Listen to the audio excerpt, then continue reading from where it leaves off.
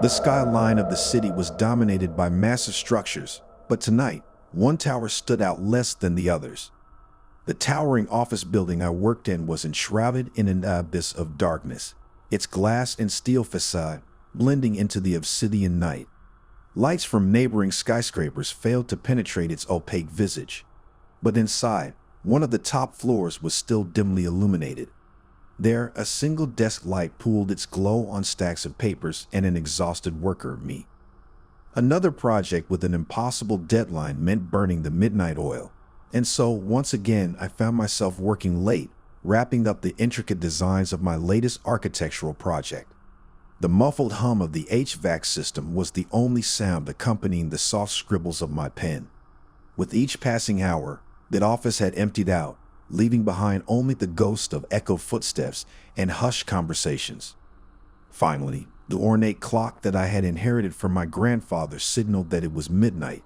Its chimes were both a comfort and a reminder that the world outside still moved at its normal pace. Rubbing my tired eyes, I decided to call it a day.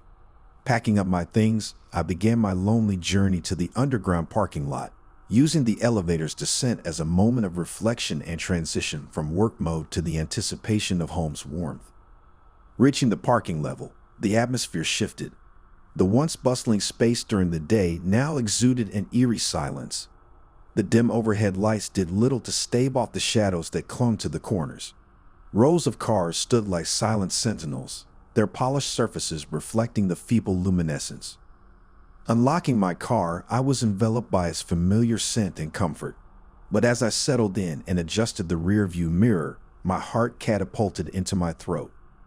There was a shadowy figure, a man sitting in the back seat. His eyes, cold and calculating, met mine through the mirror. "Drive," he ordered, voice as sharp as shattered glass. My body went rigid, each nerve ending screaming of the imminent danger. But the paralysis of fear was momentarily overridden by the primal need for self-preservation.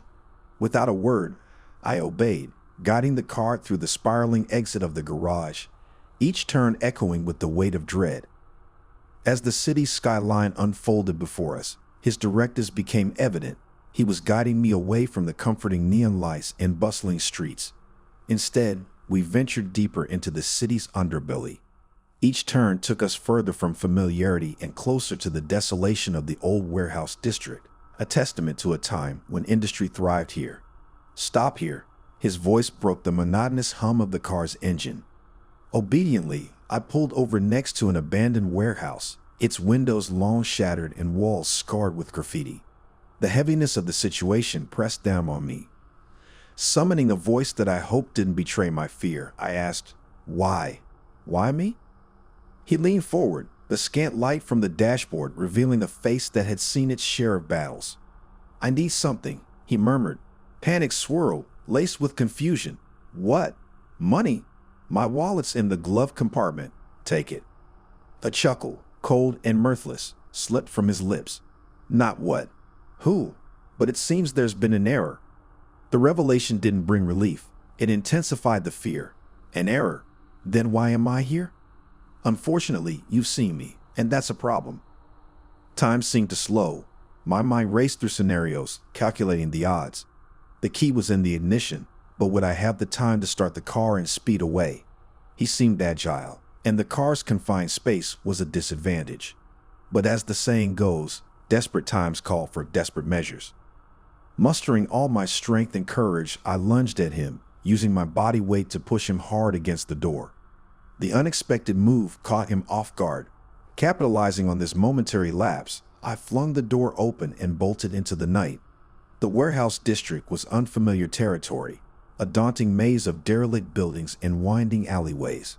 However, fear proved to be a powerful compass. In the distance, the glow of neon lights beckoned, leading me to a 24-hour diner.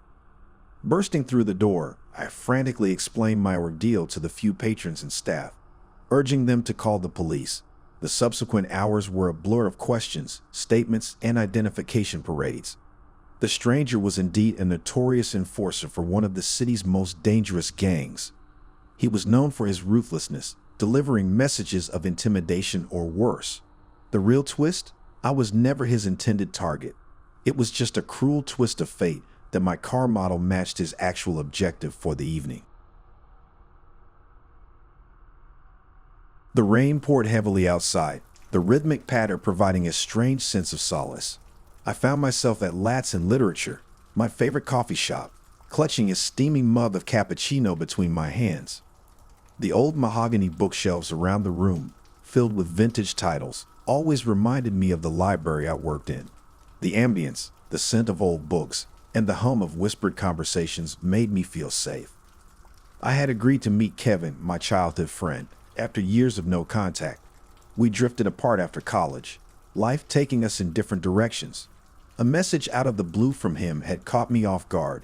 He said he needed to talk, that he had something to confess. My curious nature, coupled with my trusting disposition, urged me to accept his invitation. He looked different, not just older, but wearier. His once bright blue eyes now looked haunted, constantly darting around, never meeting mine. His fingers kept tapping nervously on the table. "Lucia," he began, swallowing hard. "There's something I need to tell you. Something I did." My heart raced. Was he in trouble? Did he need money? I hoped I could help, despite the growing sense of unease. "It's about Amelia." His voice cracked. Amelia was a common friend from our college days, someone I hadn't thought about in years. A rush of memories came flooding back, the three of us laughing, studying, and celebrating together. But the last time I saw Amelia was the night of our graduation party.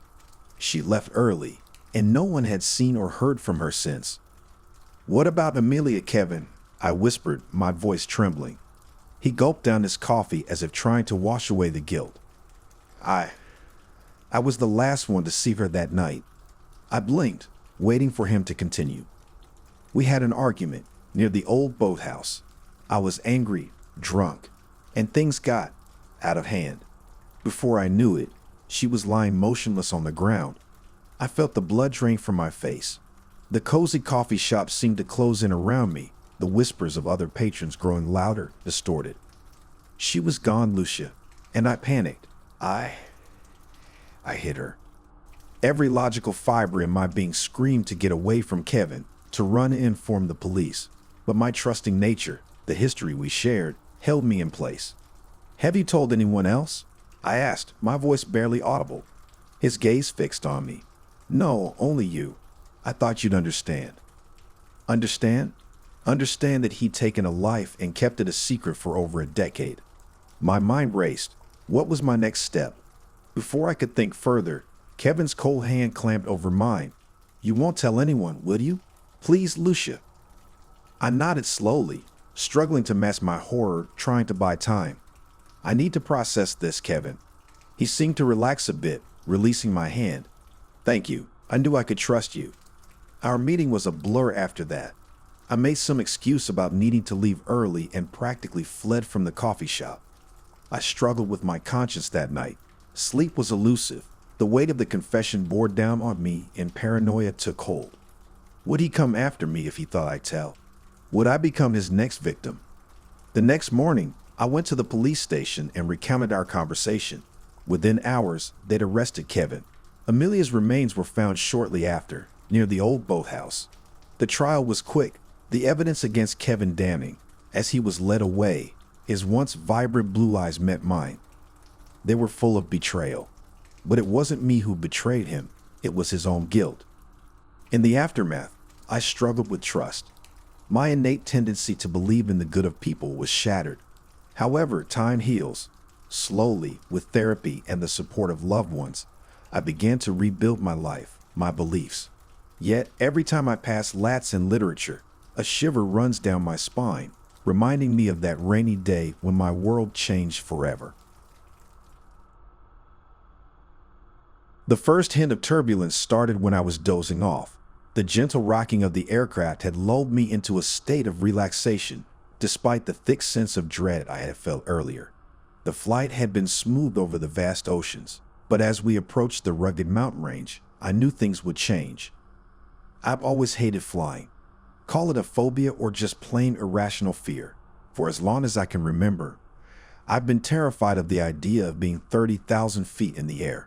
But being a businessman, I often didn't have the luxury of choosing an alternative. This flight was no exception. A last-minute meeting, a client I couldn't say no to, and a presentation that couldn't wait had landed me in seat 21A. A sudden jolt brought me back to reality. The plane lurched violently, causing the overhead bins to rattle. As I clutched my armrests, trying to steady myself, the soothing voice of the captain echoed through the speakers. "Ladies and gentlemen, we are currently experiencing some turbulence due to our flight over a mountainous region.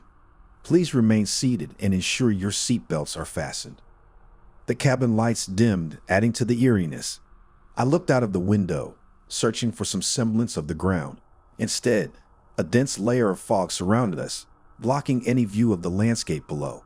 It was like we were floating in a realm of obscurity, disconnected from the world. The man sitting beside me seemed calm, dressed in a charcoal suit. He looked around the age of 50, with peppered hair and a calculating gaze. He noticed my distress and leaned over. "First time over the mountains?"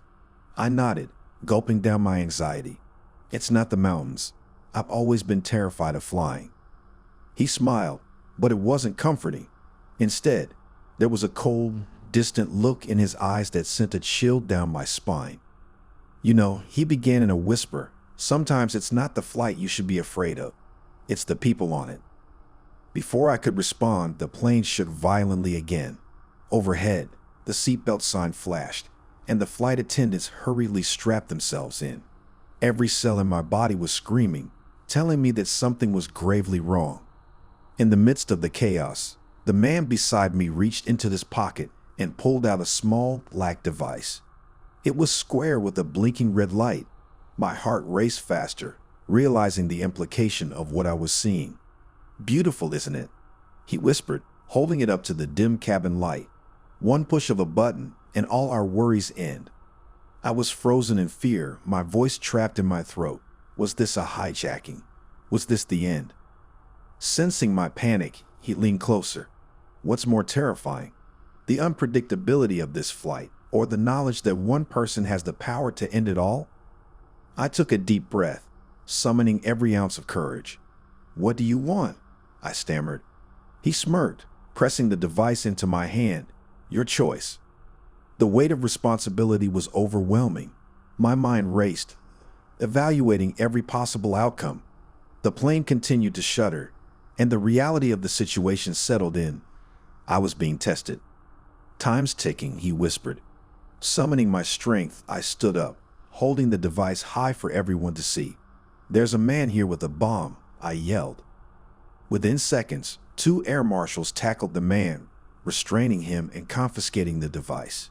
As they dragged him away, his eerie laughter echoed through the cabin, sending shivers down my spine. The plane soon stabilized, and the captain's voice came on again, this time with an added relief. "Ladies and gentlemen, we've passed through the turbulent area and are approaching our destination. Thank you for your cooperation." The rest of the flight was a blur. Upon landing, I was met by a swarm of security personnel and investigators, all wanting to know about the man and the device.